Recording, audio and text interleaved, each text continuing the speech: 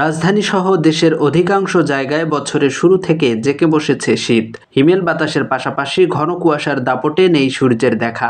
তাপমাত্রার পারদ নেমেছে ৮ ডিগ্রির ঘরে। এর মধ্যে ১৩ জেলায় বইছে শৈত্যপ্রবাহ। তবে ধীরে ধীরে তাপমাত্রা বাড়লেও সপ্তাহের শেষে রয়েছে বৃষ্টির আভাস।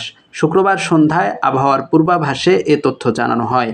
এতে বলা হয়, উপমহাদেশীয় উচ্চচাপ বলয়ের বর্ধিতাংশ পশ্চিমবঙ্গ ও তৎসংলগ্ন এলাকা পর্যন্ত বিস্তৃত রয়েছে। মৌসুমের স্বাভাবিক লঘুচাপ দক্ষিণ বঙ্গোপসাগরে অবস্থান করছে।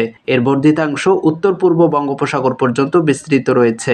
এ অবস্থায় শুক্রবার সন্ধ্যা ৬টা থেকে পরবর্তী ২৪ ঘন্টায় সারা দেশে রাতের তাপমাত্রা সামান্য বৃদ্ধি এবং দিনের তাপমাত্রা ১ থেকে ২ ডিগ্রি সেলসিয়াস বৃদ্ধি পেতে পারে। তবে রাজশাহী, পাবনা, বগুড়া, নওগাঁ এবং কুষ্টিয়া জেলা সহ রংপুর বিভাগের ওপর দিয়ে মৃদু শৈত্যপ্রবাহ বয়ে যাচ্ছে। এছাড়া এ সময়ের মধ্যে রাত থেকে সকাল পর্যন্ত সারা দেশে মাঝারি থেকে ঘন কুয়াশা পড়তে পারে এবং তা কোথাও কোথাও দুপুর পর্যন্ত অব্যাহত থাকতে পারে। ঘন কুয়াশার কারণে সারা দেশের কোথাও কোথাও দিবাভাগে শীতের অনুভূতি বিরাজমান থাকতে পারে। একই সঙ্গে বিমান চলাচল, অভ্যন্তরীণ নদী পরিবহন এবং সড়ক যোগাযোগ সাময়িকভাবে ব্যাহত হতে পারে। জাকির হোসাইন, বাণিজ্য প্রতিদিন।